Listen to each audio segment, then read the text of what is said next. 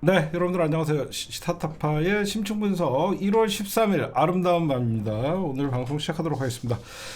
예상을 했죠. 윤석열이가 사형, 그 다음에 김용현 무기징역이 특검에 의해서 구형된 겁니다. 이거는 어디까지나 이렇게 어떤 처벌해달라라고 하면서 특검이 수사 결과를 토대로 형량을 정한 거죠. 그걸 구형이라고 합니다. 여러분들 잘 아시겠지만.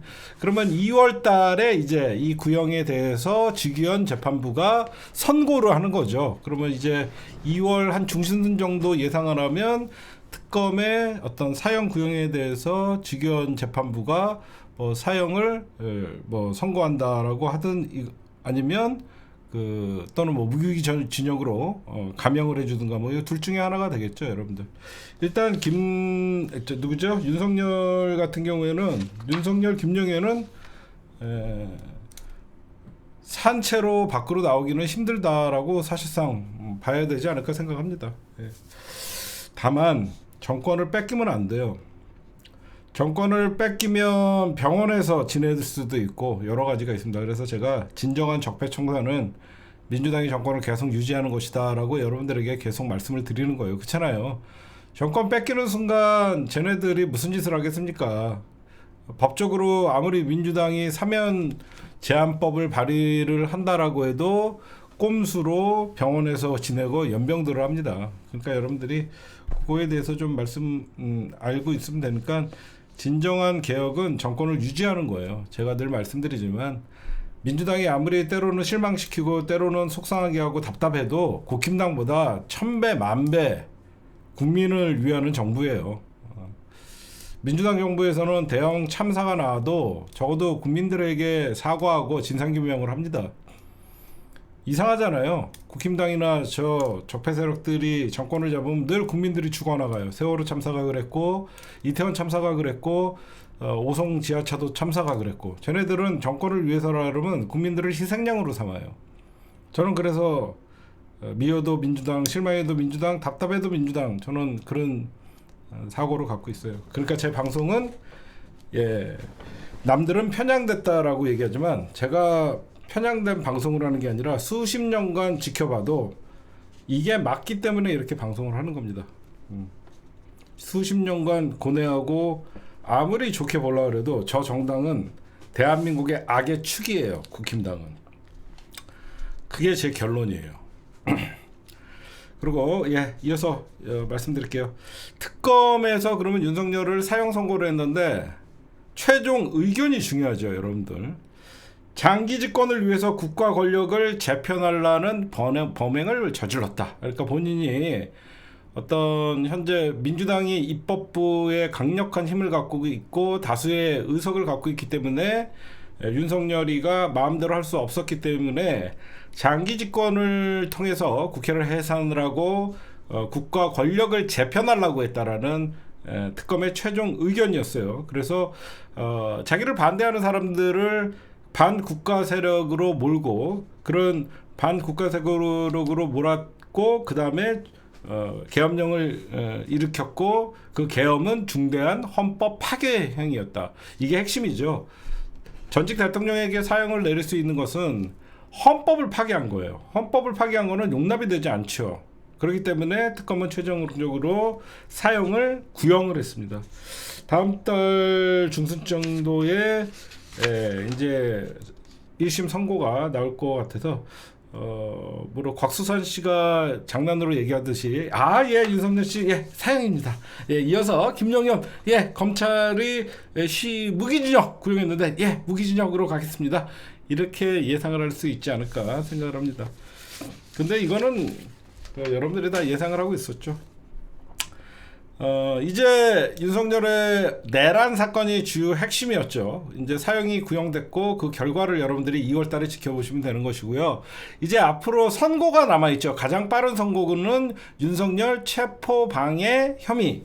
16일 날 백대현 판사가 이 사건에 대해서는 선고를 하게 되죠.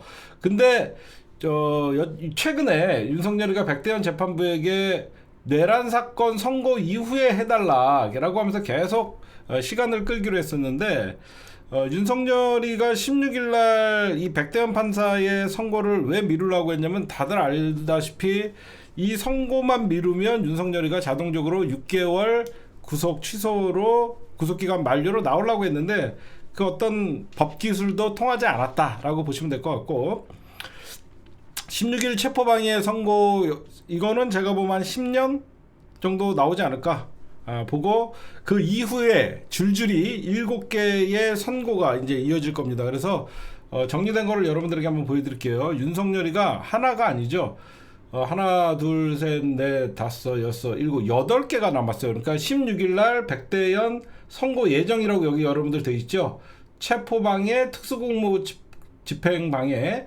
이게 가장 빨리 백대현 판사가 16일 날 선고를 하면 그 다음부터 이제 1차 공판 준비 재판이 주르륵 아직 있어요. 요거는 아직 미정돼 있고요. 직위원 재판부가 여러분들 오늘 내란 우두머리 오늘 선고가 이제 오늘 결심 공판이라고 하죠. 오늘 결심 공판에서 특검이 사형을 구형했기 때문에 2월 중에 1심이 선고가 되는 거고 그 다음에 이제 16일부터 이제 계속하는 거고 무인기 침투는 여러분들 알다시피 일반 이적죄 이정엽 판사가 2차 공판이 열리고 이제 계속 이제 재판을 받고 1차 재판이 끝나면 이제 1차 공판 준비라는 거는요.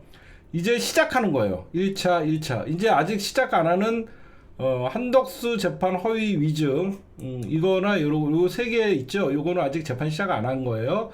요것도 아직 안 한 거고요. 그래서 이게 왜 중요하냐면요. 제2종합특검이 15일 날 상정될 예정이잖아요, 여러분들. 제2종합특검이 사실상 이제 시작되면서 재판도 같이 시작되는 것이다. 그러면서 추가적으로 이제 제2종합특검에서 발견되는 새로운 사실들이나 그런 것들은 재판에 병합해갖고 같이 할 수 있을 것이다. 여러분들이 이렇게 보시면 될 것 같아요. 어쨌든 어떤 법기술을 써도 침대 변론, 그 다음에 필리버스터까지 하면서 줄줄이 모든 법기술을 썼는데 실패.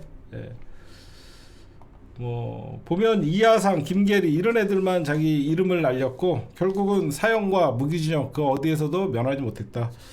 당연한 일인데 기뻐하는 게 우리가 참 마음이 씁쓸합니다. 네, 오늘 이 정도까지 말씀드리면 될 것 같고 더 깊은 일이 있죠. 빤스 목사 서부지법 폭동 배우로 지목됐었죠. 정광훈 씨가 전격 구속됐습니다. 서부지법 사태가 벌써 벌어진 지가 1년이 넘었습니다. 오늘 김영석 영장전담 부장판사가 특수주거 침입 교사의 특수공무 집행방해 교사 혐의로 구속영장을 발부했습니다. 그래서 오늘 김영석 영장전담 판사는요, 정광훈 씨는 증거인멸의 염려가 있고 도망칠 염려가 있다라고 하면서 구속 사유를 말씀을 했습니다. 그래서 여러분들 알다시피 서부지법 폭동은 어떻게 보면 대한민국 헌정사의 길이길이 말이 안 되거든요. 우리가 과거 민주화 운동을 할 때도 법원을 습격하는 일은 거의 없었어요. 근데 이거는 정말로 저는 깜짝 놀랐습니다. 와, 법원을 때려부셔? 야, 이건 아닌데 싶었는데 나중에 훗날에도 이 서부지법 폭동은 대한민국 민주주의에 엄청난 윤석열과 함께 위기가 왔었다라는 그 바로미터가 되지 않을까 이렇게 생각을 합니다. 오늘 시간은 좀 걸리지만 하나씩 해결되는 것들을 여러분들이 볼 수 있는 것 같아서 저도 오늘 사실 기분이 굉장히 좋습니다. 이어서 오늘 여러분들 이재명 대통령께서 일본에 아주 파격적인 영접을 받았죠. 의전을 받았죠. 다카이치 일본 총리가 진짜 격을 깼습니다. 호텔 앞까지 나와서 이재명 대통령을 영접을 했어요. 원래 요 앞에는 어떤 의전 팀이 나와갖고 다카이치는 회담 장소에서 먼저 기다리거나 그러잖아요, 여러분들. 근데 대통령 들어오는 걸 보고 여기까지 기어 나와갖고 의전을 하는 모습들을 보고 같이 드럼 연주까지 했는데 왜 그러면 일본은 이재명 대통령에게 깍듯이 할 수밖에 없을 것인가 라고 여러분들이 보시면 한마디로 이재명 대통령의 세계적 위상이나 위상이 올라갔다는 거예요. 그럼 왜 그러냐? 여러분들 알다시피 한미일이 있죠. 한국, 미국, 대한민국, 미국, 일본이라는 삼각 동맹에서도 미일은 그러니까 일본의 그 일방적인 외교 정책은 무조건 친미잖아요. 그러다 보니까 미국이 우리나라를 잡기 위해서 이재명 대통령에게 트럼프도 깍듯이 하잖아. 무슨 말씀인지 아시겠죠? 이재명 대통령은 한미일 관계에서도 중심을 잡는 사람이고 한중일 관계에서도 중심을 잡는 사람이죠. 잘 들어보시면 그렇죠? 한중일 관계에서 일본과 중국은 완전 적대적이죠. 그럼 대한민국을 어느 편 누가 자기 편으로 만드냐에 따라서 이 삼국 관계의 균형이 무너지잖아요. 그렇죠? 이게 바로 여러분들 노무현 대통령이 20여 년 전에 말씀했던 동북아 중심 외교예요. 우리나라는 두 가지 한미일, 한중일 이 외교에서도 한미일에서 우리가 중심을 잡는 것이고 왜? 미국에게 윤석열 같이 일방적으로 원사이드하게 친미 정책을 펼치면 중국과의 외교, 안보 그리고 경제 문제에 대해서 우리가 이득을 볼 게 없잖아요. 그렇기 때문에 안보는 미국, 경제는 중국이라는 과거에는 그런 어떤 경제 외교 기조를 펼쳤지만 이제는 그런 것들을 무너뜨려서 때로는 미국과 함께 때로는 중국과 함께 이런 동북아 중심 외교를 하기 때문에 특히 지금 일본과 중국이 굉장히 심각할 정도로 외교적 마찰이 있고 외교적 상황이 안 좋다 보니까 일본은 우리나라의 손을 꼭 잡을 수밖에 없기 때문에 이례적으로 다카이치 총리가 본인의 고향이지만 호텔까지 나와서 영접을 했다라고 하고 90분간의 한일 회담이 일어났다라고 여러분들이 보시면 될 것 같고 어제 제가 여러분들 조세이 탄광에 대해서 잠깐 말씀을 드렸죠. 1942년도 일본의 해저 광산인데 이 해저 터널 밑에 있던 광산이 사실상 수장되면서 수몰되면서 우리나라 그 당시에 136명인가 정도의 그 인부들이 묻혔어요. 근데 이거를 전쟁 중이라서 그냥 묻어버리고 어떤 시체를 발굴하거나 그 유해를 발굴하거나 그러지 않았어요. 그래서 이재명 대통령이 조세이 탄광 문제를 꺼낼 것이다라고 해서 어떤 과거사 정리의 첫 출발점이 되는 좋은 계기가 될 것이다라고 말씀드렸는데 오늘 한일 간에 조세이 탄광 유해 감정을 합의를 했다라고 얘기가 나오고 있습니다. 그래서 어떻게 보면 일본의 다카이치 총리가 이재명 대통령을 환대하고 호텔 앞까지 나온 것은 격을 깬 거예요. 기존에 있던 어떤 격식이나 그런 걸 다 떠나서 지금 다카이치 총리가 처해 있는 일본의 외교 문제나 이런 것들에 대해서도 얼마나 일본이 지금 친미 편을 들다가 중국과 문제 여러 가지 세계적으로 고립되는 현상이거든요. 일본이. 그러다 보니까 다카이치도 이재명 대통령에게 어떤 몸둘 바를 모를 정도로 환대를 하고 이재명 대통령도 이거 너무 이렇게 환대를 해주시니까 제가 몸둘 바를 모르겠습니다 라고 하는 얘기들이 나오는 겁니다. 그래서 보면요 이재명 대통령이 한일회담 직후에 의미 있는 과거사 문제 또한 의미 있는 진전이었다라고 말씀을 하시고 거의 88분 정도 90분 가까이 이어진 한일 정상회담에서 앞으로도 한중일 관계에 있어서 소통을 강조했고 북핵 문제 그리고 납북자의 해법 한일 양측의 어떤 그런 입장들을 얘기를 했는데 약간 차이는 있죠. 일본 같은 경우에는 북한의 무조건적인 비핵화를 얘기하지만 일단은 우리나라 입장에서는 비핵화가 선결 조건이 아니죠. 지금은 북한과 남한의 어떤 평화 공동체를 구성하는 게 먼저 중요하기 때문에 미묘한 차이는 있을 수 있죠. 하여튼 과거사 논의에 대해서 앞으로 우리가 할 게 되게 많죠. 일본군 성노예 피해자뿐만 아니라 징용 문제들 한두 가지가 아니죠. 과거사 논의의 물꼬를 트는 계기가 됐다라고 여러분들 말씀을 드립니다. 다만 일본의 환대는 늘 조심해야 돼요. 늘 일본은 앞에서는 놓고 뒤에서는 뒤통수 치는 나라입니다. 저는 일본을 믿지 않습니다. 그래서 제가 반일주의자 맞습니다. 일본 놈들은 앞에서는 이렇게 환대하는 척하고 뒤에서는 늘 또 다른 짓거리를 합니다. 그래서 여러분들에게 좀 정리된 이번에 한일 정상회담의 공동 언론 합의 발표 주요 내용을 여러분들에게 좀 보여드리도록 하겠습니다. 예, 한일 정상 공동 언론 발표 주요 내용을 여러분들 보시면요. 과거사 1942년 조세희 탄광 수몰사고 유해 신원 확인해서 DNA 감정 추진해갖고 사실상 유해를 뭐 뼈조각이라도 발견하면 가족들을 찾아주겠다 이런 거고요. 경제안보 분야에서는 포괄적 경제 협력 강화를 위한 당국 간 협의 개시를 했고 AI 지식재산 보호권 등 양국 간 실무 협의를 지속적으로 하겠다. 이거는 그냥 형식적인 거죠. 사회적으로는 경찰청 발족, 스캠 범죄, 국제 공조 협의 제1번 참여.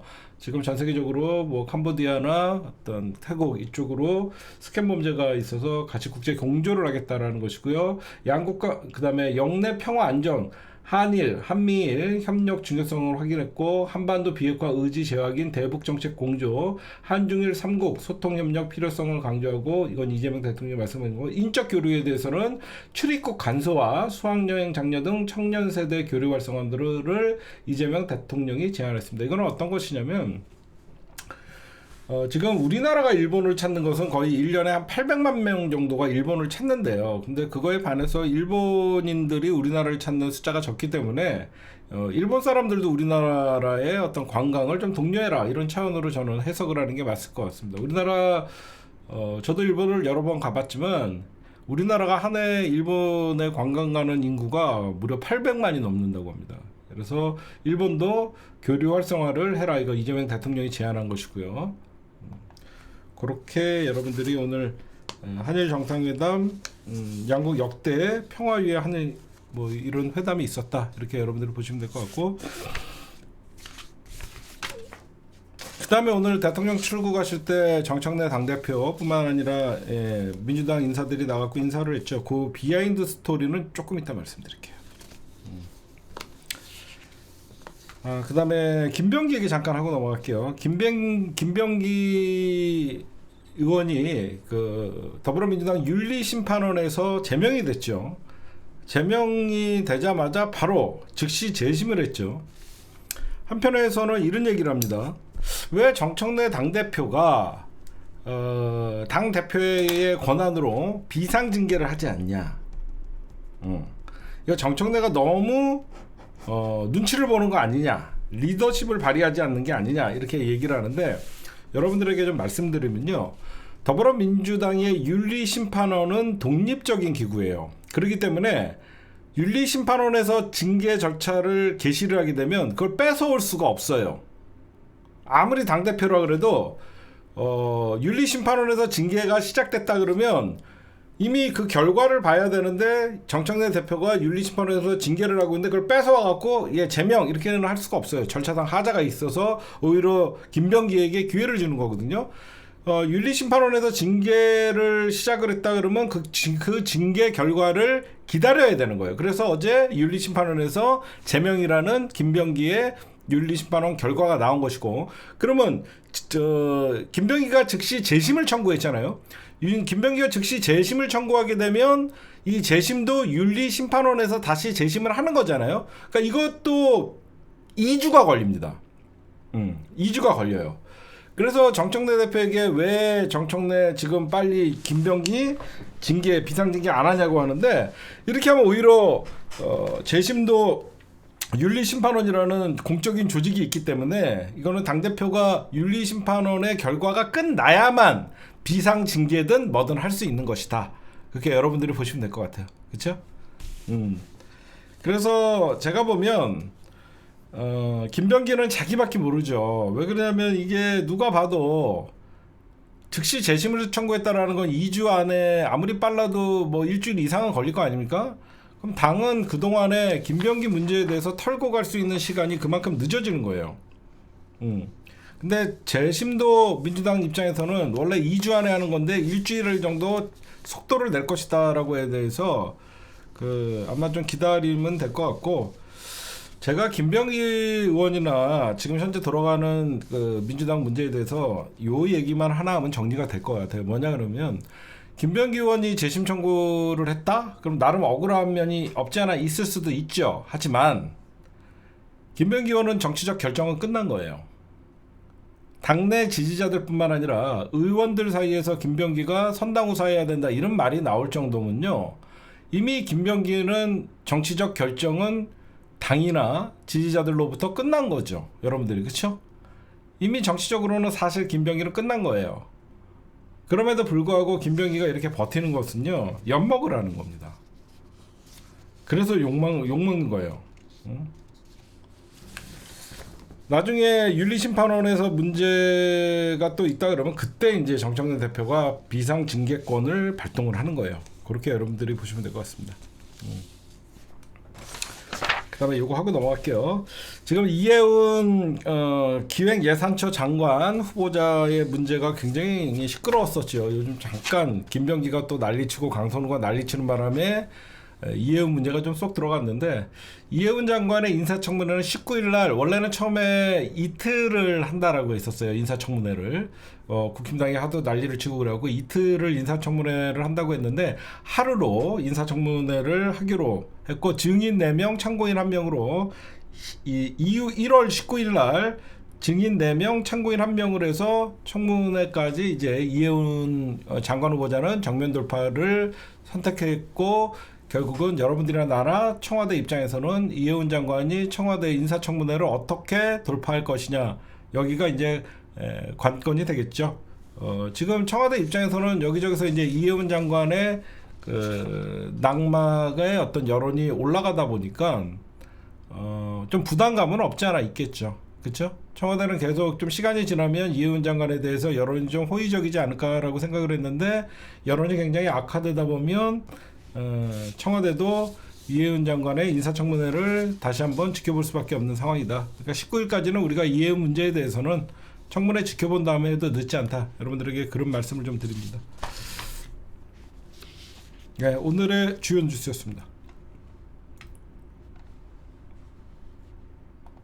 네, 여러분들 어제 검찰개혁 정부안 보고 부글부글 끓었죠. 저도 이거는 아니다, 이렇게 하면 안 된다라고 여러분들에게 좀 말씀을 드렸는데, 오늘 이재명 대통령이 어떻게 보면 정리를 했죠. 조기에 진화를 했죠. 지금 어떤 당내 지지자들도 이러려고 우리가 이재명 정부 탄생시켰냐라고 하는 이례적인 비판들이 쏟아졌습니다. 저도 이번에 깜짝 놀란 게, 웬만하면 이재명 대통령 여러분들이 다 지지하고 그러는데, 검찰개혁 문제에서만큼은 절대 양보하지 않는 우리 당 지지자들의 마음을 봤어요. 그러면서 어제 정부안을 보면서 저는 어제 가장 큰 문제는 정성호 장관의 대처가 큰 문제가 있었다라고 생각해요. 왜 그러냐면, 이재명 정부의 검찰은 다르다. 나는 너무 한심했어요, 그 말이. 너무 한심했어요. 이재명 정부의 검찰은 다르다. 그게 정치검찰이잖아요. 그쵸? 윤석열 정부 때 검찰은 다르고 이재명 정부 때 검찰은 다르고, 그게 전우영 박사님의 말씀대로 그게 정치검찰이 하는 짓이잖아요. 어떤 정권이 들어서냐에 따라서 검찰이 똑같이 법률을 적용하고 수사하는 게 아니라, 너무 웃기잖아요. 나는 정성호의 그 대답이 정말 불을 질렀다라고 생각해요. 어떤 정권이냐에 따라서 검찰이 때로는 정의롭고 때로는 특수부의 윤석열 사단 같은 모습을 보인다. 그런 아니라는 생각을 하니까 저런 정부안이 나오지 않았나라고 하면서 여러분들이나 나나 엄청난 분노를 했죠. 그래서 제가 오늘 저희 그 시사타파 단톡방에도 제가 말씀을 드렸지만, 제가 어제 방송에서 잠깐 말씀드렸죠. 검사의 수사권을 삭제를 해야 된다. 형사소송법 196조가 거기에 해당되는데, 이게 사람들이 왜 형사소송법 196조를 삭제하는 게 중요하냐면요, 이거는 입법부의 권한이에요. 여러분들, 우리가 나중에 만약에 혹시나 뭐 20년 30년 후에 정권을 뺏기더라도 형사소송법에서 검사의 수사권을 삭제를 해버리면요, 다른 정권이 들어서서 검찰을 수사를 하지 못하게 만드는 안전장치예요. 제 말 이해가 가시죠? 가장 최고의 개혁은 우리가 정권을 뺏기지 않는 거지만, 혹시나 우리가 나중에 실수를 해서 정권을 뺏기더라도 현재 형사소송법에서 수사를 검사가 할 수 있다라는 그 조항을 삭제를 해버리면, 정권을 뺏기더라도 걔네들은 법률화를 국회에서 개정하지 않는 이상 그 검사의 수사를 시킬 수 없는 거거든요. 그래서 여러분들 보시면 제가 두 가지를 여러분들에게 설명을 좀 해드릴게요.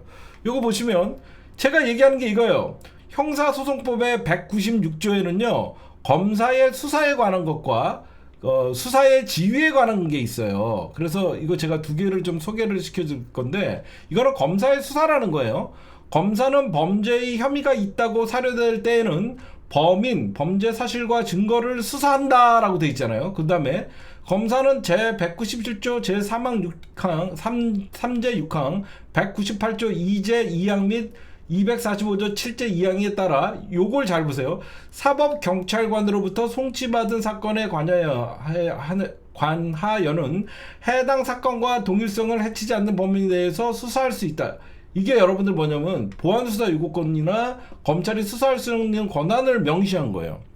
그러니까 수사할 수 있다 이 자체랑 요 1, 2번을 삭제를 해버리면 196조 삭제를 해버리면 검사의 수사에 대해서 직접 수사권이 없는 거예요. 1번, 2번은 거의 보안 수사권이죠. 사법경찰관에 송치받은. 그러니까 경찰이 수사를 해서 송치를 했는데 이런 것들에 대해서 좀 미진하다라고 하면 직접 보안 수사를 할 수 있는 거. 1번은 검찰의 수사에 관한 법률이고 2번은 보안 수사권이에요.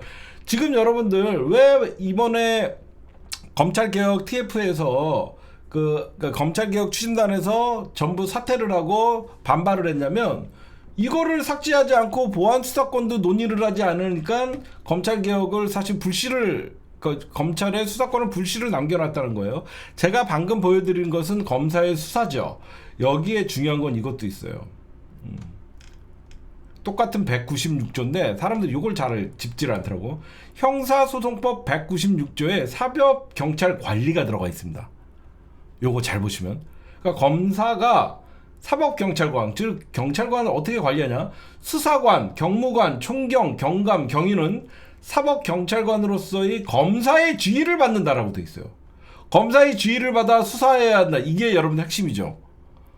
총경이건 여러분들 총경급은 경찰서장도 검사의 지휘를 받아야 된다라는 거예요. 그러니까 이게 벌써부터 무조건 이거를 삭제 안 해놓고 무슨 수사 기소 분리가 됩니까?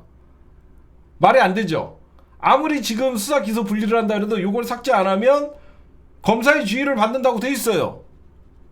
그 다음에 경사 순경은 사법경찰관으로서 검사 또는 사법경찰관 지휘를 받아 수사의 보조를 하여야 한다. 아직도 검사 밑에 전부 경찰을 밀어 넣었던 거예요. 요거를 삭제해야 되고, 그 다음에 검찰청법 제35조 사법관리 의무에다 사법경찰관리는 범죄 수사와 관련하여 소관, 검사가 직무상 내린 명령에 복종하여야 된다. 여기 있죠. 대박이죠. 이 검찰청법 53조와 형사소송법 196조의 사법경찰관리, 아까는 검사의 직무관리지요. 요 두 개를 삭제해야만 앞으로 저거를 남겨놓으면요 언제든지 그 정권이 바뀌거나 그러면 쟤네들이 형사소송법에 의해서 검사가 수사할 수 있다라고 하면서 즉각적으로 검찰청이 부활이 돼요. 근데 형사소송법 196조와 검찰청법 제53조를 삭제를 하게 되면 검사가 수사할 수 있는 형사소송법 근거 자체가 없어지는 거죠. 그쵸?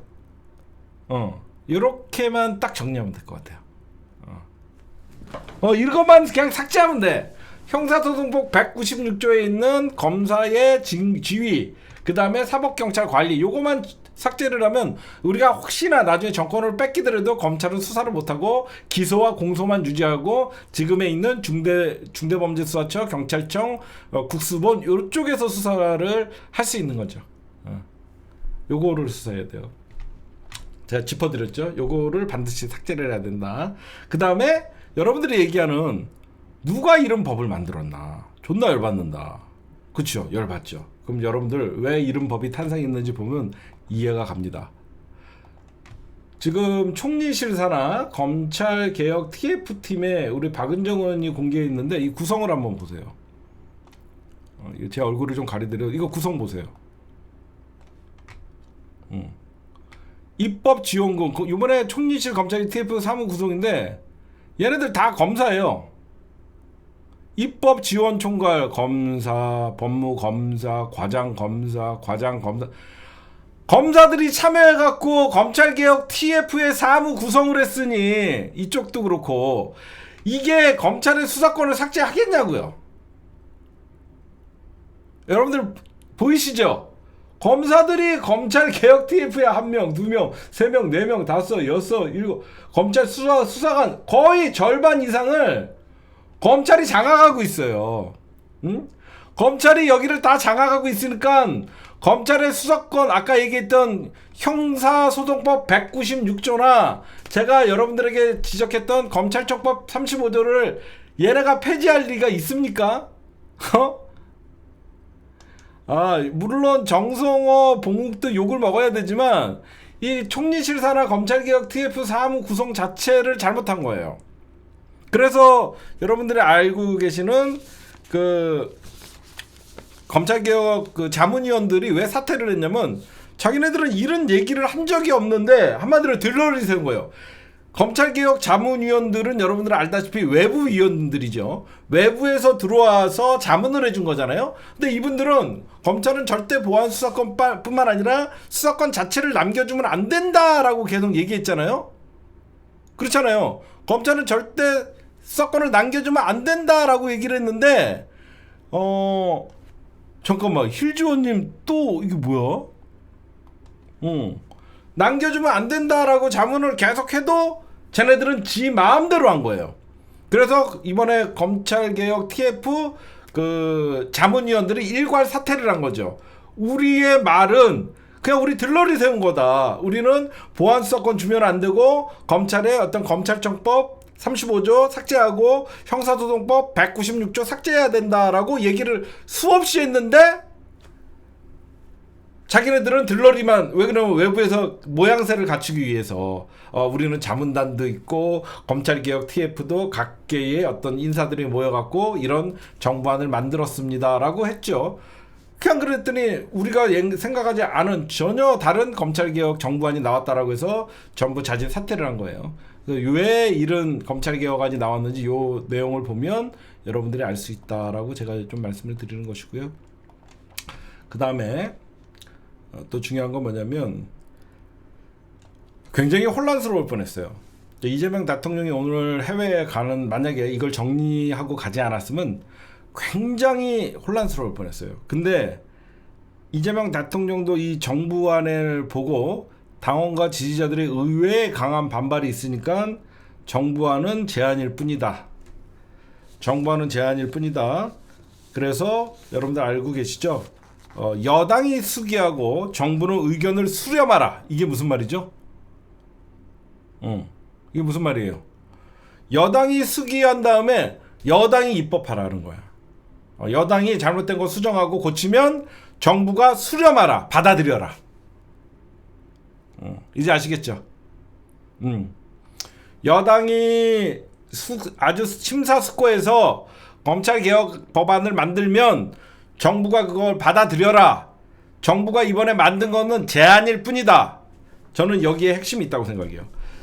제2의 검찰청이니 특수부를 키워주니 검찰개혁은 물 건너가니 이런 반발이 심하니까 이재명 대통령이 정부안은 제안일 뿐이다. 여러분들 여기서 말씀을 드릴게요. 누구를 욕하자는 게 아니에요. 고도의 정치가 숨어 있는 거예요.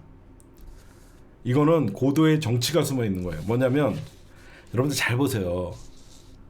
진짜 검찰개혁을 성공하려고 하면요, 저는 이재명 대통령을 좀 두둔하고 싶어요. 뭘 두둔하고 싶냐면 정부는 그래도 각계각층의 목소리를 듣고 우리가 볼 때는 이도 저도 아니지만 이렇게 좀 중간적인 검찰개혁안을 내놨는데 민주당이 반대하고 입법부회가 반대를 해갖고 수정안을 낸 거는 우리의 검찰개혁은 처음에는 대통령실에서 주도를 한다라고 하면서 주도권 싸움을 단과했지만 우리는 이런 정부안을 내놨는데 도저히 민주당과 민주당 지지층들이 국민들이 받아주지 않으니까 우리는 그러면 국회에서 만들어 오는 것을 수렴하겠다. 이렇게 하면 어떻게 되죠?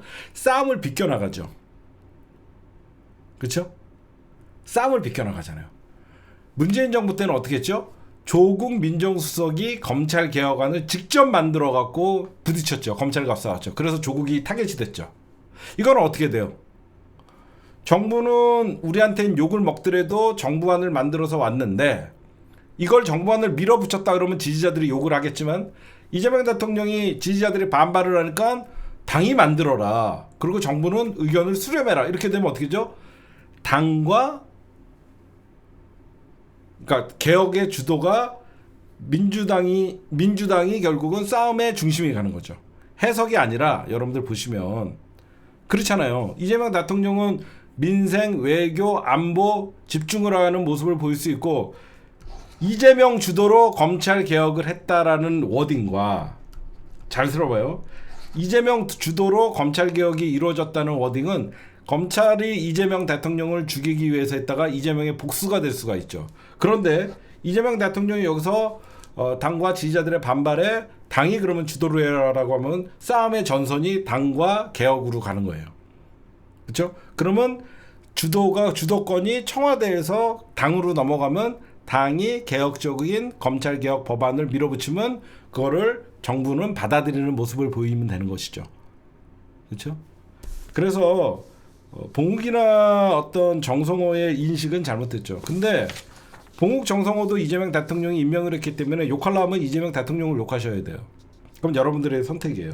저는 그러니까 제가 중요시하는 것은 정부안이 잘못됐죠. 정부안이 잘못된 것을 고집하지 않고 바로 이재명 대통령이 교통정리를 해준 거. 우리는 제안을 했을 뿐이다. 정부안에. 그러니까 정부안은 제안이었을 뿐이니까 그 당이 수기를 해서 검찰개혁 법안을 만들면 정부가 의견을 수렴하겠다, 받아들이겠다는 뜻이라서 이거는 조기 진압을 했다라고 여러분들이 보시면 될 것 같아요. 그렇게 여러분들이 보시면 될 것 같고, 그 다음에 여러분들이 이제 비하인드 스토리 하나 해줄게요. 이재명 대통령이 오늘 여러분들 어떻게 보면 한일 정상회담을 나가는 거였죠. 그렇죠? 내가 맞다 그랬어? 응? 아닌 건 아니라고 하는 게만 내가 언제 맞다 그랬어? 정부안이? 아니 내가 정부안이 맞다라고 얘기했냐고 이 사람아. 정부안이 잘못됐다 그랬잖아. 민주당 안을 받아야 된다 그랬잖아. 그러면 여러분들에게 이제 정치 이면에 있는 얘기를 해줄게요. 대통령이 오늘 출국하는 장소에 있었어. 근데 왜 대통령이 출국을 하면서 정상회담을 하면서 왜 국내 현안 문제에 대해서 조기에 이렇게 빨리 얘기를 했냐? 이거 어디까지나 제 예상입니다. 오늘 여러분들 공항에 누가 나갔죠? 정청래 대표가 나갔습니다. 오늘 정청래 대표가 공항에 나가지 않습니까? 그럼 정청래 대표님이랑 이재명 대통령이랑 사전에 사진은 공항에서 찍히지만 대기실에 있다가 가요. 무슨 얘기를 나눴겠어요? 나 이거 못 통과시킵니다. 뻔합니다. 이건 정청래 대표가 다 보고를 한 거죠. 지금 어제 나온 검찰 개혁안 당원과 지지자들이 난리가 났습니다. 저 이거 못 통과시킵니다. 이거 수정해야 됩니다. 직언을 한 거죠. 당연히 보고하고 직언을 하니까 이재명 대통령과 정청래 대표가 서슴없는 사이잖아요. 진짜 서슴없는 사이이기 때문에 어제 난리가 났다. 이거 나 통과 못 시킨다. 이거 민주당에서 그 의원들도 그렇고 이거 의총을 통해서 정책 의총을 통해서라도 수정해야 된다라고 하니까 이재명 대통령이 어떻게 보면 직보를 받은 거지. 그러니까 바로 일본의 정상회담을 하면서도 바로 의견을 제시한 거고 여당이 수기하고 정부가 수렴한다라고 하면서 받아들이겠다는 거예요. 왜냐면 정청래 대표랑 이재명 대통령이 쟤네들은 아무리 갈라치기를 하려고 해도 끈끈한 사이이기 때문에 공항에 나가서 여러분들 다 보고를 했기 때문에 대통령이 이런 반응이 바로 조기 진화를 한 거죠. 여러분들 그렇게 보시면 바로 보고한 거예요. 바로. 그러니까 그만큼 뭐든지 다 얘기하는 사이인 거예요. 지금 대통령님이 이거 지금 당 지지자들이랑 이거 반발이 장난이 아닙니다. 이거 정부안 민주당에서 받아들일 수 없습니다. 이거 수정해야 됩니다. 그랬더니 그래요? 이재명 대통령 스타일이 그러잖아. 그래요? 그럼 민주당이 그 만들어주시면 정부가 받아들이면 되는 거 아닙니까? 이렇게 된 거예요. 제가 보면. 안 그러면 오늘 일본 해외 출국 나가셔서 이거를 국내 문제를 얘기할 리가 없잖아요. 공항에서 아침에 다 얘기가 나눈 거예요. 그래서 이거 빨리 대통령이 진화를 좀 해달라고 해서 이재명 대통령이 정부와는 제안일 뿐이고 여당 주도로 해라. 그럼 정부는 받아들이겠다. 이거죠. 그러면 이제 공이 어디로 넘어가죠? 민주당으로 넘어온 거죠. 이제 민주당 여러분들 보시면 무슨 일이 있었냐면 민주당은 이미 조국혁신당과 검찰개혁 법안을 다 만들어놨어요. 이미 검찰개혁 법안을 다 만들어놨어요. 그래서 여기에는 검찰의 보안수사권 이런 것도 없어요. 형사소송법 196조 삭제가 다 들어가 있어요. 민주당 안에. 다만 대통령실에서 대통령이 총리실 사나 검찰개혁 처음에 여러분들 알다시피 이재명 대통령이 검찰개혁 신중하게 하라라고 했던 워딩 기억나시죠? 기억나세요? 처음에 이재명 대통령께서 검찰개혁안 신중하게 해라라고 얘기를 하는 바람에 민주당이 그 법안을 법사위에 상정을 안 했어요. 그래서 지금 정부가 그러면 주도권을 갖겠다라는 뜻일까 해서 정부가 총리실 산하 검찰개혁 TF를 만들게 한 거죠. 그래서 이거는 뭐죠? 민주당이 검찰개혁에 주가 되고 치고 나가려 그러다가 정부가 이번에는 검찰개혁안에 큰 틀에서 만들겠다라고 해서 민주당이 기다린 거예요. 그래서 이번에 민주당안과 정부안이 이제 비교를 하게 되죠. 근데 민주당안과 정부안이 너무 크게 차이가 나는 거죠. 여러분들이 보셔도 지금 정부안은 사실상 검찰개혁이 아니라 제2의 검찰청을 만들고 오히려 검찰에게 더 힘을 실어주고 검찰이 무소부의 권력을 계속 유지시킬 수 있는 그런 물꼬를 터준 거잖아요. 근데 민주당 개혁안은 전혀 그런 게 아니거든요. 그러니까 현재 여러분들이 보셔도 당원과 지지자가 반대를 하면 이재명 대통령은 절대 하지 않아요. 그러니까 여러분들이 어제 굉장히 분노하고 정성호 장관이나 민정수석, 봉욱 결국 검사 출신들의 한계예요. 그게. 지금 아까 제가 보여드렸듯이 검찰개혁 TF팀에 어떤 사람들이 들어가 있나 보고 이렇게 하다 보면 왜 저런 검찰개혁 TF에서 나온 정부안이 왜 그런지 이해가 가시잖아요. 걔네들이 가장 핵심적인 그러니까 검찰의 수사권 삭제를 안 하잖아요. 그래서 분명히 말씀드릴게요. 어제도 제가 말씀드렸지만 검찰개혁의 최종 권한은 국회에게 있습니다. 뭐죠? 형사소송법, 검찰청법 개정.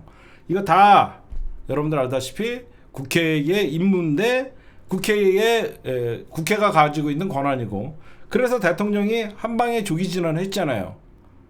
여당에서 수기하고 정부가 받아들여라. 그러면 여당에서 수정안을 한다. 그러면 이거 곧바로 민주당은 뭘 하죠? 검찰개혁법을 정부안을 참고로 이제 기존에 만들었던 민주당 안을 가지고 수정을 한 다음에 최종적으로 검찰청법 그리고 형사소송법을 개정하면 끝나는 거예요. 그렇게 여러분들이 보시면 될 것 같습니다. 그래서 제안일 뿐이었다. 그러면 사람들이 볼 때는 정부는 이렇게 생각했구나 라고 하면 정부는 우리가 생각하는 이재명 정부에서의 검찰개혁과 생각은 다소 실망이 있죠. 여러분들이 보셔도 다소 엄청나게 실망했잖아. 어제 이러려고 우리가 이재명 뽑았냐는 소리까지 비판하시는 분들 당연히 이재명 대통령도 들어야죠. 잘못된 검찰개혁이었으니까. 검찰개혁은 우리가 노무현 대통령을 잃고 나서 반드시 저 검찰은 없애야 된다. 수사권 저런 보복적인 수사 없애야 된다는 어떻게 보면 민주진보 진영의 한이었고 검찰에 대한 복수라고 저는 생각해요. 그리고 이런 것들을 믿었던 이재명 대통령의 정부안을 보고 많은 분들이 실망을 했는데 대통령이 조기에 오늘 출국을 하면서 정청래 대표님과 어떤 VIP실이나 이런 데서 이런 직보가 됐겠죠. 그러니까 대통령이 이거 바로 조기 진화를 했기 때문에 이제는 민주당이 하면 돼요. 그리고 지금 언론에서 민주당 강경파 여러분들 이거 자꾸 여러분들 따라 쓰지 마세요. 민주당 강경파가 정부 검찰 개혁안을 강하게 반대한다. 강경파가 아니라 개혁파예요. 개혁파. 뭘 강경합니까? 당연히 검찰 개혁안 어제 잘못 만들어 왔으니까 욕 먹어야죠. 안 그래요? 검찰 개혁안 잘못 만들어 왔으면 욕 먹어야죠. 정부 뭐고 강경파가 아니라 개혁파예요. 언론들은 맨날 강경파래요. 헛소리들 하고 있어요.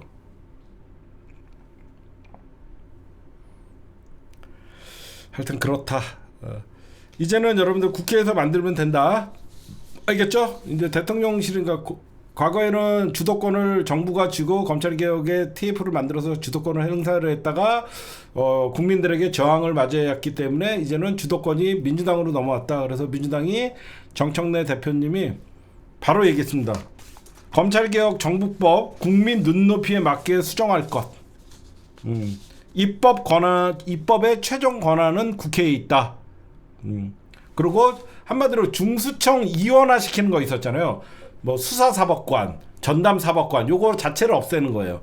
얘네들은 검사, 여기는 수사관. 이거 안 만드는 겁니다. 그래서 보안수사권도 안 주고 정청래 대표께서 검찰개혁 국민 눈높이에 맞게 한다라는 거는요. 절대 수사권 안 주겠다는 겁니다. 제가 취재를 해보면 정부 국민 눈높이에 맞게 한다는 건 보안수사권뿐만 아니라 검찰의 어떤 수사권 자체를 주지 않겠다. 정청래가 원래 옛날부터 주장했던 거예요. 걱정 안 하셔도 됩니다. 이거 알겠죠? 다음은 언론개혁이 아니라 사법개혁으로 가야죠. 일단 걱정할 필요 없다. 여러분들 그렇게 좀 말씀드리고 싶어요. 이제는 민주당이 정청래 대표님이 수정하겠다라고 얘기했으니까 민주당 안과 그 정부안에 대해서 이제 국민 눈높이에 맞게 수정한다니까 여러분들 걱정하지 않으셔도 될 것 같고, 그러니까 보안수사권이나 정권 송치, 그 다음에 형사소송법 196조 삭제, 검찰청법 35조 삭제, 요거만 하면 끝나요. 민주당이 그거 다 할 거예요. 걱정하지 마십시오. 그러면 어제 정부안이 만들어졌잖아요. 왜 뭐가 가장 큰 문제였나 여러분들 화가 났었냐. 첫째, 공소청법은 기존 검찰청법을 이름만 바꾼 법이었어요. 저는요 정성호 장관이 왜 그런지 뭐 그런 거를 취재하고 싶지 않아요. 왜 그러면 취재하다 보면 결국 이재명 대통령 책임이에요. 저는 대통령 의사에 반해서 정성호가 그렇게 했다? 우리가 그거를 눈 가리고 아웅하는 거예요. 이재명은 몰랐다? 그게 무능이에요. 저는 그래서 이런 법들은 민주당에서 바로 잡으면 되지, 정성호가 죽일 놈이니 봉욱이 죽일 놈이니 이런 얘기를 제가 안 하는 이유가 있어요. 결국은 그렇게 얘기하다 보면 이재명 무능하다, 이재명 바보가 돼요. 저는 그래서 얘기하지 않아요. 어떤 분들이 저한테 봉욱은 왜 그래요? 정성호 취재는 하셨나요? 아까 금방 채팅창에 그런 말들이 나오는데 이재명 대통령이 모를 리가 없어요. 응? 그러면 몰랐다 그러면 이재명 무능하는 거고, 알았다 그러면 이재명 대통령 여러분들 욕할 거예요? 난 그래서 그냥 이거 잘못된 거 잘못했다고 우리가 지지자들이 얘기해주고 그거에 대해서 민주당이 수정해갖고 올바른 검찰개혁의 방향으로 가면 된다라고 저는 생각을 해요. 저는 그렇게 생각해요. 그래서 저는 굳이 대통령이 임명한 인사에 대해서 한 명 한 명 누구 나가 죽여 안 해요. 그 시간에 저는 국힘당 욕합니다. 저는 그래요. 첫째, 어제 정부안의 큰 문제가 뭐냐, 공소청법은 기존 검찰청의 이름을 바꾼 것이요. 그래서 사법수사관, 전담수사관 이렇게 나눠갖고 그거 비판받아야 되는 것이고, 공소청법에서 수사를 지우고 형사소송법에서 수사권을 숨겨둔 거예요. 그래서 형사소송법을 제가 196조를 삭제하라고 여러분들에게 말씀드리는 거고, 그리고 중대범죄수사청 제2의 검찰청법, 수사사법관이라는 명칭에 담긴 법관이라는 용어부터 잘못되었습니다. 그쵸? 수사사법관. 더 큰 문제는 수사사법관과 전담수사관을 조직을 이원화했다라는 거예요. 과거같이 검사의 지휘를 받는 전담수사관이 되는 거예요. 그대로 검찰청에 옮겨놓은 거라서 중대범죄수사청의 문제가 심각한 것이다라고 제가 어제 지적을 해드렸죠. 다.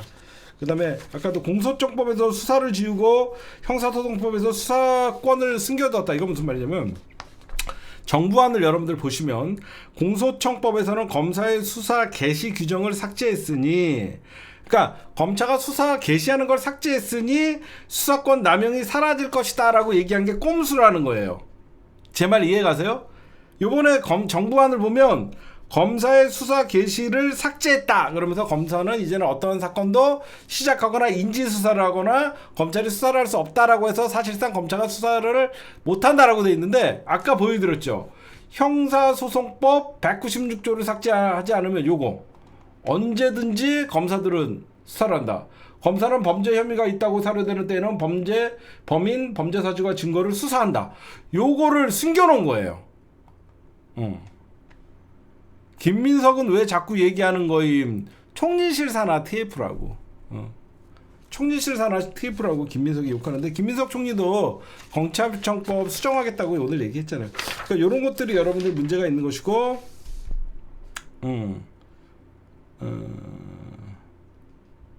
하여튼 제가 설명 다 드린 것 같아요. 그 정부안 자체가 우리가 가장 원하는 건 그거죠. 이재명 정부니까 정부안답게 수사기소 분리를 하고 거기에 보안 수사권도 폐지를 하고, 그게 아마 여러분들이나 나나 가장 그 이상적인 정부안이었지 않나라고 생각을 하지만, 아까 어느 분이 그랬죠. 아닌 건 아니라고 얘기하라. 저는 이재명을 잘 몰라서 그렇게 얘기하는 것 같아요. 이재명 대통령이라는 정치인은요, 지금 이해운도 임명하는 입장이에요. 그러니까 중도 외연 확장, 그리고 반드시 국민 대통합이라는 기조에, 이재명은 지금 민주당의 당대표가 아니에요. 그거만 압시다. 이재명이라는 정치인은 지금 민주당의 당대표가 아니에요. 민주당의 당대표가 이런 안을 냈다라 그러면 사퇴하라 그래야 되죠. 이재명 대통령은 나를 반대하는 사람도 국민이고 나를 반대하는 세력도 끌고 가야 될 사람이에요. 그래서 저는 정부안이 여러분들의 생각에 미치지 못했다고 생각해요. 왜 그러면 정부안이 여러분들의 생각에 미치지 못하는 정부안이 나왔냐? 민주당이 어마어마한 힘을 갖고 있으니까. 민주당은 맘만 먹으면 뭐든지 개헌 빼고 다 할 수 있으니까. 정부는 이렇게 유화적인 제스처를 펼치고 결국은 개혁의 주체는 입법부가 한다라는 걸 보여주기 위함이 아닌가, 저는 그렇게 생각해요. 이재명 대통령의 지금 국정 운영을 보면 이해할 수 없는 게 한두 개가 아닙니다. 민주당 당대표의 이재명을 생각하면 여러분들이 생각했던 이재명과 대통령 이재명은 엄청난 괴리감이 있을 거예요. 자리가 달라요. 민주당 당대표일 때 이재명, 과거 야당의 성남시장, 과거 야당의 경기도지사일 때는 여러분들은 이재명의 야성만 본 거예요.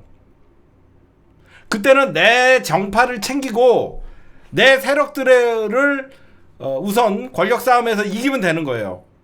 대통령은 달라요.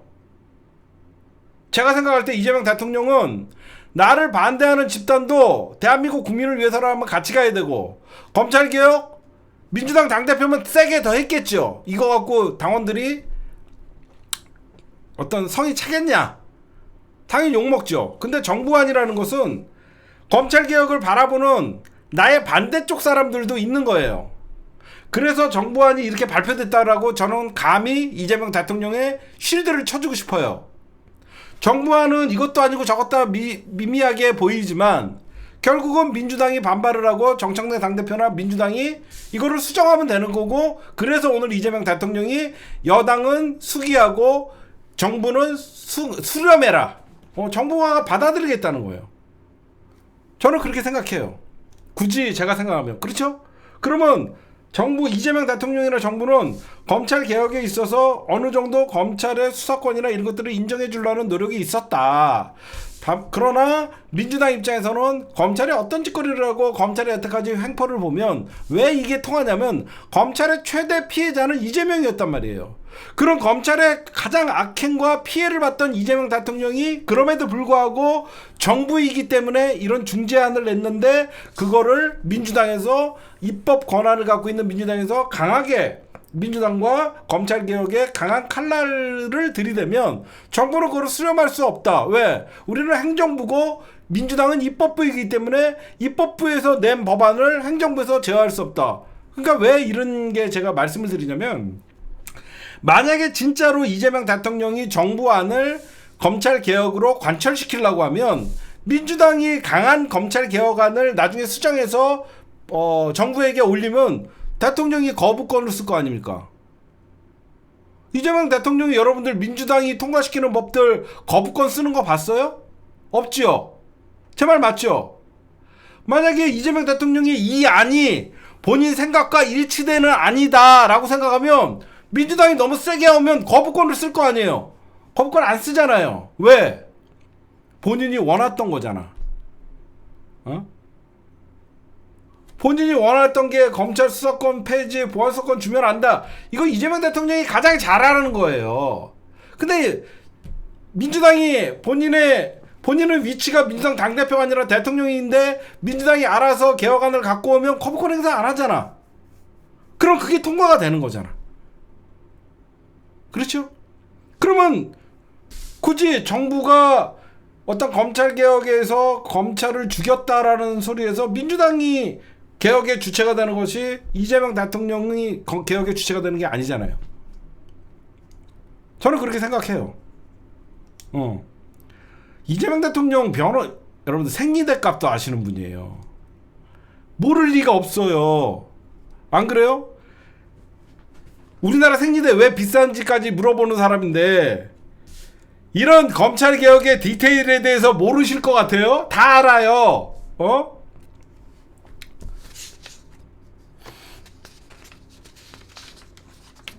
저는 이런 정치를 뭐라고 하냐면 제가 보수들도 이재명 대통령을 무서워한다 그랬죠. 뭐냐면 힘을 가지고 있는 자가 힘을 숨겨요. 그게 가장 무서운 힘이거든요. 이거 되게 어려운 말인데 내가 힘이 세다라고 자랑하는 사람은 항상 허점이 있어요. 근데 힘이 센 사람이 힘을 숨겨요. 정치를 힘으로 하겠다는 게 아니에요.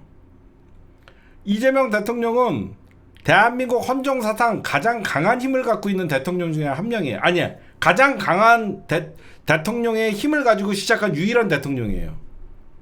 진짜로 이런 대통령 없어요. 민주당 171석을 가지고 시작했던 대통령 그 누구도 없습니다. 문재인 대통령도 123석으로 시작했어요. 노무현 대통령은 아예 여서야대로 시작했고 김대중 대통령도 그렇고. 그럼 엄청난 힘을 갖고 있는데 그 힘을 숨기는 거예요. 이게 민주주의의 역설이에요. 그게 무슨 말이냐? 힘으로 때려 누르는 민주주의는 없어요.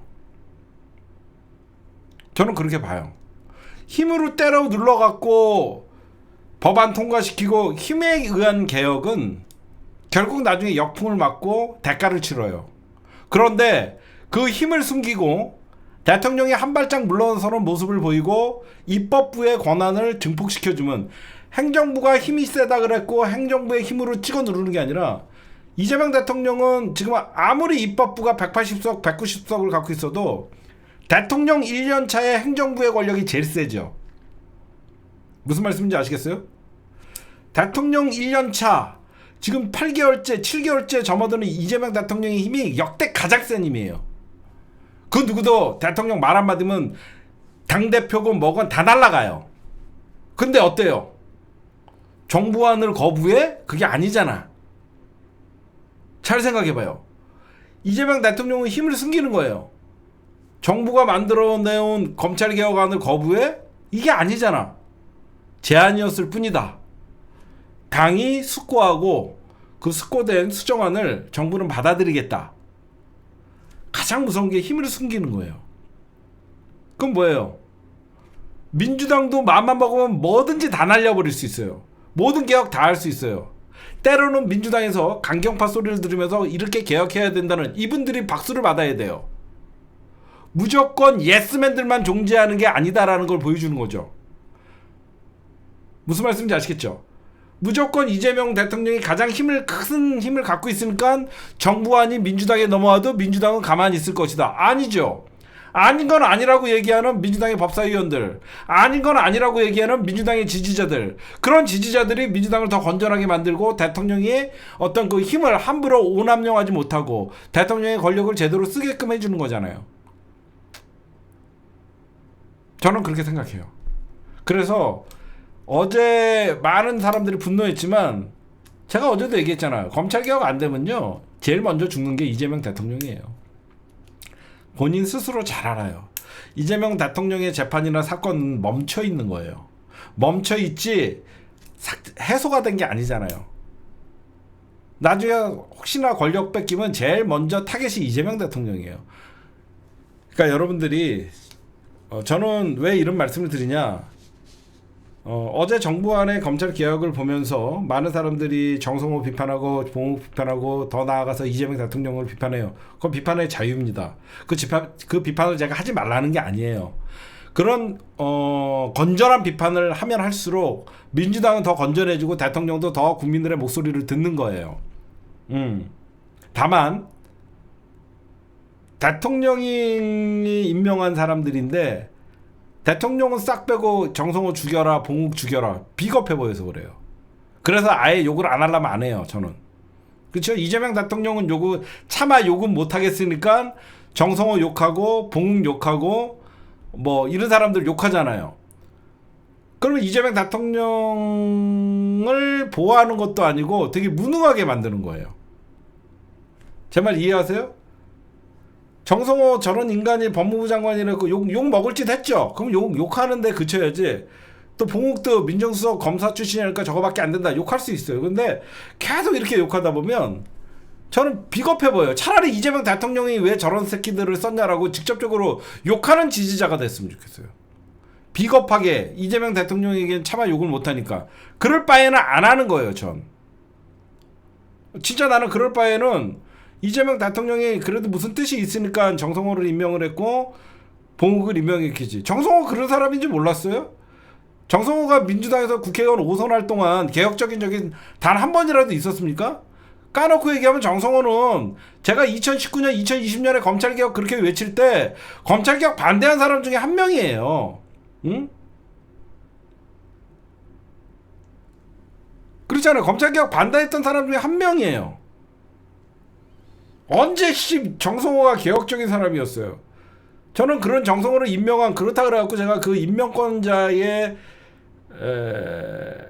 를 비판할 수는 없잖아요. 그래서 저는 무슨 일이 있으면 해결 방법을 찾으려고 해요. 민주당이 이건 해결하자. 민주당이 강력한 입법 권한을 갖고 있으니까 누가 이거 했냐, 누가 했냐. 나는 그런 소모전에 대해서 굉장히 경계를 해요.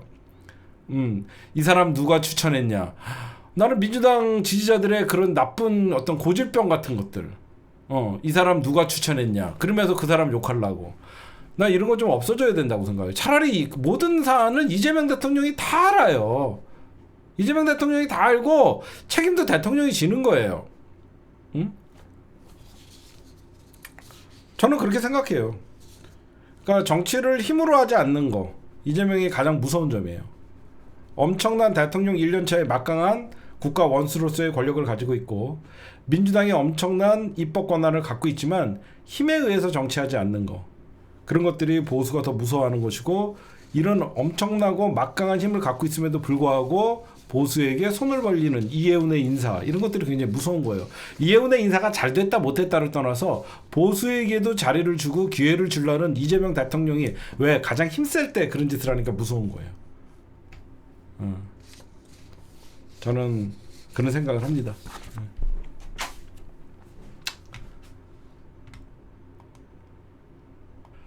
이란 반정부 시위가 어제 막 그 정부군이 발포를 했어요. 그래갖고 사상자가 수백 명에서 수천 명이 나왔다, 이런 기사들이 나옵니다.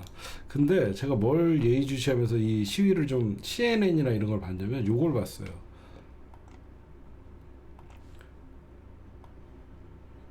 이 시위대가 깃발을 걸었더라고. 이 깃발 여기 보이시죠? 가운데 문양. 이게 뭔가 봤어요. 이게 우리나라, 그러니까 이란의 시위도 보다 보면, 가만 보다 보면 저런 게 나와요. 그 이스라엘기랑 미국기가 등장을 해요. 막 우리나라 같이. 이게 뭔가 이렇게 봤어요, 제가. 그랬더니 이게 팔레비 왕조의 깃발이래요. 이란의 팔레비 왕조가 뭔가 했더니 이게 친미 성향의 왕조 국가였었어요, 과거에. 그러다 보니까 이 팔레비 왕조 시절에는 이란 석유의 지분의 40%를 미국이 가져갔어요. 그리고 나머지는 영국이 40%, 네덜란드 14%, 프랑스 6%. 과거에는 이랬었어요. 그러다 보니까 지금 이란 혁명이라고 하면서 사실 이 팔레비 왕조를 무너뜨리고 이슬람주의자들이 권력을 차지했던 거예요. 이 팔레비 왕조가 무너졌던 게 이슬람 혁명에 의해서 이슬람주의자들이 무너뜨렸는데, 이 팔레비 왕조는 과거에 이슬람주의자들을 범인으로 지목을 했던 거예요. 근데 이슬람주의자들이 팔레비 왕조를 무너뜨릴 때 보면 서구의 문화를, 그러니까 미국이나 이런 서구와 세속주의를 무너뜨리기 위해서 혁명을 일으켰던 거거든요. 그러면 왜 이번 반정부 시위에 팔레비, 과거 친미 정부였던 이런 서구 문화를 세속화시키는 이런 깃발이 등장을 했을까? 아니나 다를까 여러분들, 이란의 현재 상황을 보여주는 거예요. 이란은 여러분들 보시면 대통령도 존재를 합니다. 대통령도 존재를 하고 다 정상적인 국가같이 보이지만 결국은 최고 지도자라는 종교 지도자가 뭐든지 최고의 의사 결정권을 갖고 있죠. 얼마 전에 미국이 이란을 공습을 했죠. 그럼 이란을 공습을 했더니 결국은 미국이 이란을 공습했다라는 것은 현재의 히메네스 정권을, 그러니까 최고 지도자를 친미 성향의 지도자, 즉 이슬람주의 극단주의자들이 아닌 친미 성향의 지지자들로 바꾸려고 하는 거죠. 근데 이제 반전이 일어나요. 뭐냐? 이란 반정부 시위에 이란의 어떤 이슬람의 그 사람들이 강하게 진압을 했죠. 그러다 보니까 이란의 시위가 주춤했어요. 여기서 뭐가 발생을 하냐면 친정부 시위가 어마어마한 사람들이 몰려 나왔습니다. 제가 보면서 깜짝 놀란 게 다른 외신들이나 이쪽에서는 이번에 친정부 반정부 시위가 일어나니까 아니다, 이거 외세로부터 우리나라, 그러니까 이란을 보호해야 된다라고 하면서 히메네스 최고 지도자를 지지한다라고 하면서 친정부가 몰려 나왔어요. 친정부 시위대가 수만 명이 몰려 나왔는데 그 총을 쏘고 이슬람 사원을 불태우고 이런 반정부 시위를 동조하지 않는 시민들도 적지 않다라는 걸 보여준 거예요. 지난 6월에 미국과 이스라엘이 공습에 가족들이 죽고 테헤란에서 대피했던 시민들이 미국과 이스라엘에 대한 분노가 폭발한 거예요. 제가 보면. 그래서 이 사람들이 지금 뭐 하는 거냐, 미국의 앞잡이가 되려고 현재의 이슬람 정권을 무너뜨리려고 하는 거냐, 라는 얘기들이 나오는 것 같고, 지금 보니까 어마어마한 숫자가 죽고 뭐 여러 가지가 나오는데, 이 모든 배우는 결국은 트럼프 대통령이 친미 정부를 이란에도 세우기 위한 반정부군을 어떤 뒤에서 배후에서 조종을 하고 지원했던 그런 일들이 아닌가라고 눈에 보입니다, 지금. 그래서 그러니까 이란은 무너지고 신정부가, 그게 위험한 발상이라는 거예요. 미국이 원하는 거죠. 지금 현재 이란은 대통령도 있어요. 근데 최고 지도자가 사실상 이란의 최고 권력자예요. 지금 히메네스가 문제가 아니라, 지금 저는 좀 여러분들의 시각과 달라요. 저는 히메네스를 지지하는 편이에요. 저는 히메네스의 이슬람 정권을 지금 서구 서방에서 친미 정권으로 바꾸기 위한 하나의 작업이다라고 생각해요. 지금 그러다 보니까 미국에서, 이란에서 반정부 시위가 이렇게 크게 발생하지 않았나라고 저는 보입니다. 미국이 자근의 이 반정부 시위의 배후는 미국 얘기예요. 그러니까 민주주의를 바란다면 왕정, 이게 말이 안 되는 게, 지금 민주주의를 바란다고 하면서 아까 얘기했던 팔레비 정권의 재건을 외치는 거예요. 그러니까 외세의 침공을 받아들이자는 거예요. 외세의 침공을 기도하는 사람들. 말이 안 되잖아요. 좀 이상해요. 그렇죠?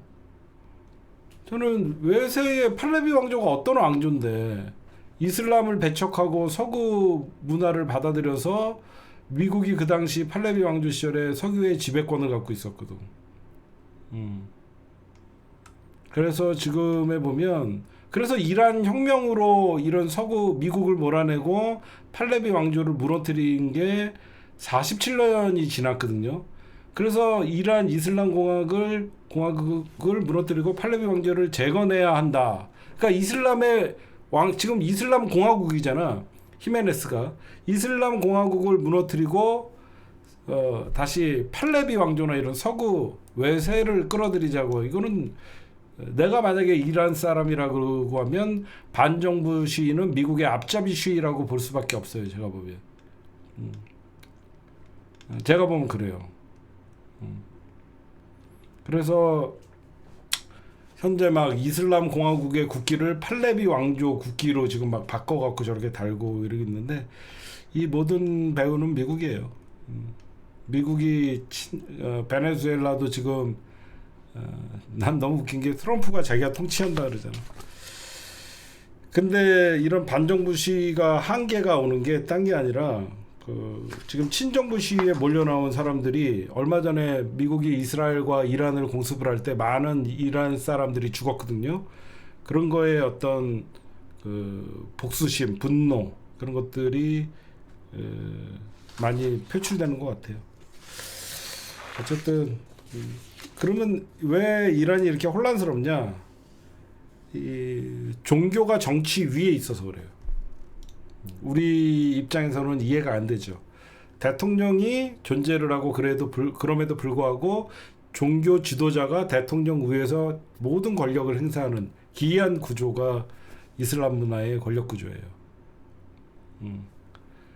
그러다 보니까 이런 일들이 발생을 하는 것 같아요. 여러분들이 지금 이란의 어떤 이런 정치적인 혼란 이런 것들에 대해서도 좀 알는 게 좋지 않을까. 팔레비 왕조는 어떤 거였냐. 팔레비는 외세를 끌어들여서 이슬람을 몰아내자는 그런 서구주의가 다시 반정부 시위의 주동이었고, 그런 반정부 왜 그러면 이슬람이라는 종교가 굉장히 최고 종교 지도자가 권력을 행사하는 이란 같은 경우에는 먹혀들지가 않는 것 같아서 미국이 좀 당황했을 거예요. 사실 친정부 시위가 이렇게 크게 일어날 줄 몰랐던 것 같아요. 제가 보는 시각은 그렇습니다. 저는 왜 이런 얘기를 하냐면 어느 나라가 공산화가 되고 어느 나라가 쑥대밭이 되고 그거는 그 나라의 문제예요. 우리나라도 여러분들 광주 5.18 학살에 민간인들이 무참히 살해되고 미국이 알고도 묵인하고 이런 일이 발생을 해요. 그게 한 국가가 민주주의를 향해서 가는 하나의 과정이라고 생각합니다. 사회주의로 가든 민주주의로 가든 그건 국가가 결정할 문제라고 생각해요.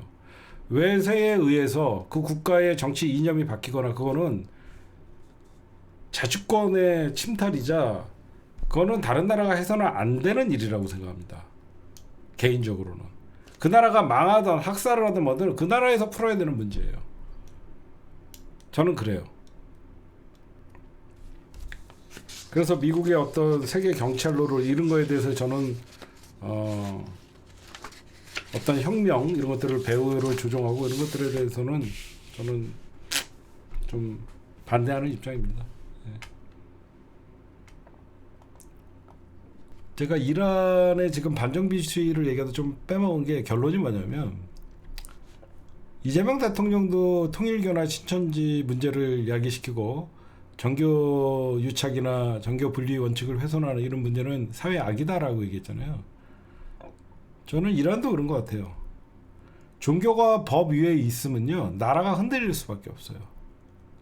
아무리 이슬람권 하면서 시대가 변하고 있는데 결국은 종교가 법 위에 있으면 나라가 이렇게 흔들리는 것이고 그러다 보니까 반정부 시위가 격해지는 것이고 시대에 따라가지 못하는 종교 그러다 보니까 새로운 정치를 해야 된다는 어떤 MZ 세대들이 등장을 하는 것이고 히잡을 불태우고 이런 일들이 벌어지지 않나라고 생각합니다. 그리고 히잡 문제는요, 여성의 문제가 아니에요. 사실 이거는 체제의 문제를 얘기한 거예요. 이란 시위가 세계가 주목받는 이유 중에 하나가 뭐냐면, 여성들이 이번에 거리로 쏟아져 나왔고 여성 생명 자유 구호가 확산됐다라고 나오고 있는데, 여기서 중요한 건 사람들이 단지 히잡 하나 때문에 분노한 게 아니라, 내 옷차림을 국가가 정하고 내 일상을 종교가 규범으로 단속하고 반대하면 잡아간다. 이건 여성 인권을 넘어 개인의 존엄과 자유 문제로 번진 거고, 이런 이란에서 여성 인권은 늘 정치의 중심에 서게 되는데, 이런 것들이 모든 게 복합적으로 보면 종교가 법 위에 있으면 나라가 흔들리는 거예요. 그래서 이란도 이런 종교 지도자들이나 앞으로 어떤 이슬람을 강조하면서 권력을 유지하는 것도 좋지만, 외세에 의해서 어떤 혁명이 일어나면 안 된다고 생각해요. 저는 그것도 배우가 미국이라는 거에 대해서는 반대를 하고, 어쨌든 법 밑에 종교도 존재해야 된다. 그게 우리에겐 교훈이 아닐까 생각을 합니다, 여러분들.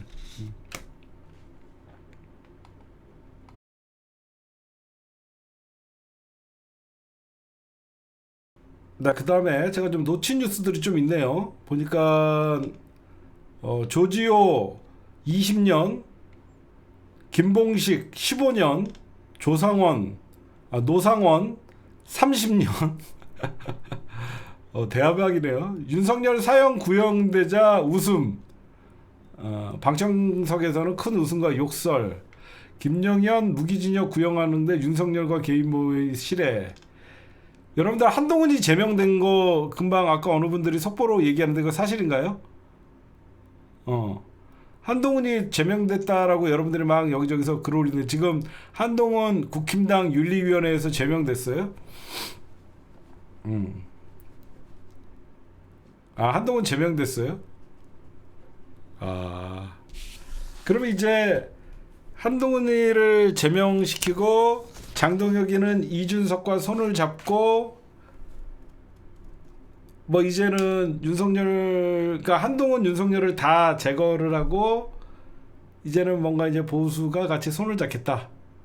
그러면 이제 외부 인사들, 그러니까 좀 국힘당도 이제 한동훈을 제거했다라는 것은 장동혁이는 그구들에게 어필할 수 있는 거고, 그렇죠? 한동훈이를 제거했으니까 그구들에게는 박수를 받을 테고, 이제 외연 확장이나 이런 거에 대해서 어느 정도 이제 장동혁이가 물꼬를 트지 않았나라고 생각하는데, 요거를 하나 좀 짚고 넘어가고 싶어요.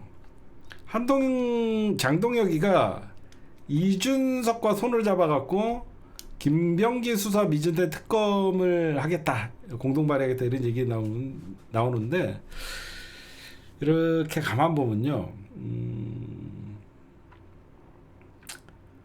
장동혁이 머리에서 이런 일이 저는 발생한다고 생각하지 않아요. 누가 배후에서 조종하냐?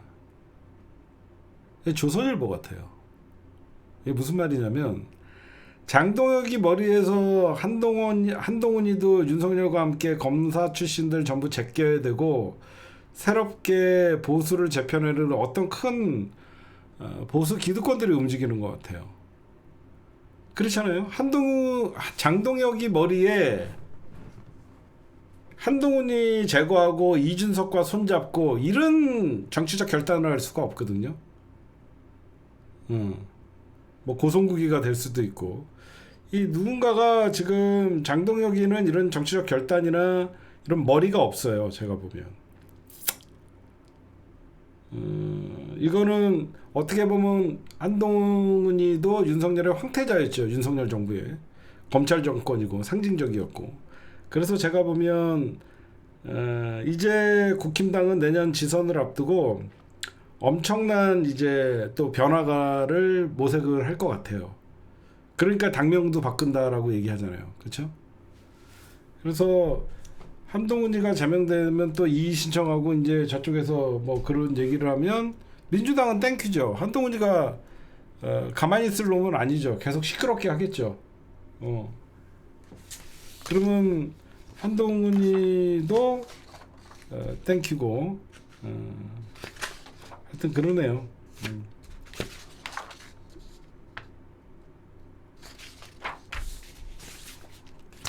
결국은 이준석은 나름 갈라치기의 젊은이들 2030 표가 있고, 그래서 이준석, 오세훈, 홍준표 이런 식으로 해갖고 재편을 하려는 것 같아요. 제가 보면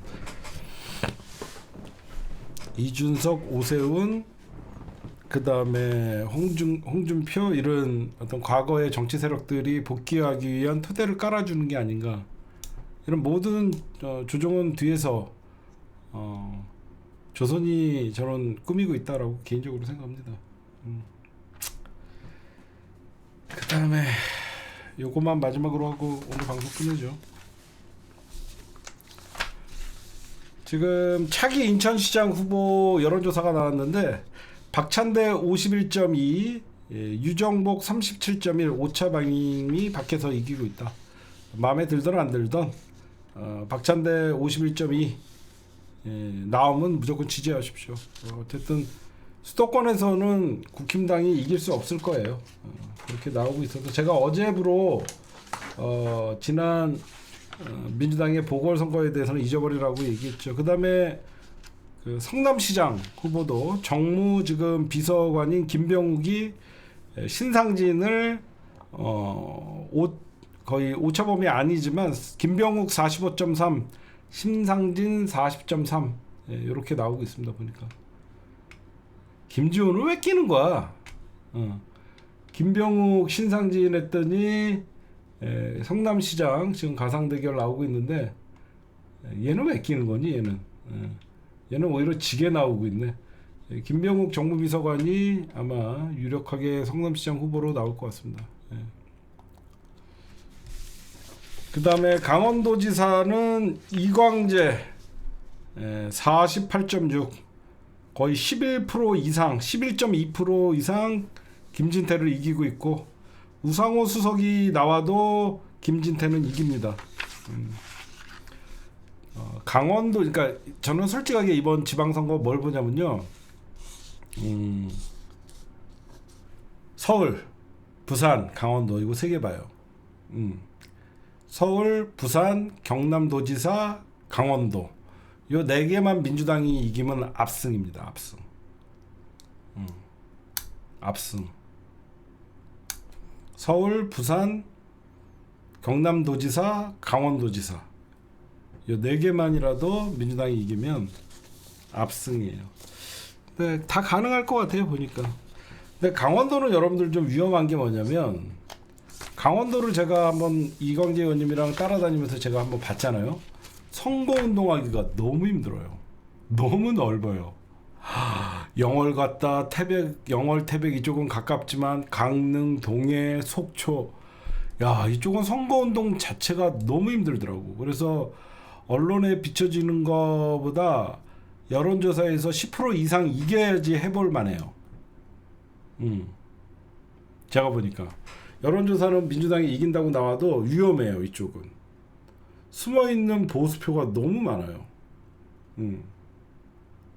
여긴 제가 선거운동하는 거 따라다녀보고 했는데 너무 선거운동하기 힘들더라고. 사람 찾기도 쉽지 않고.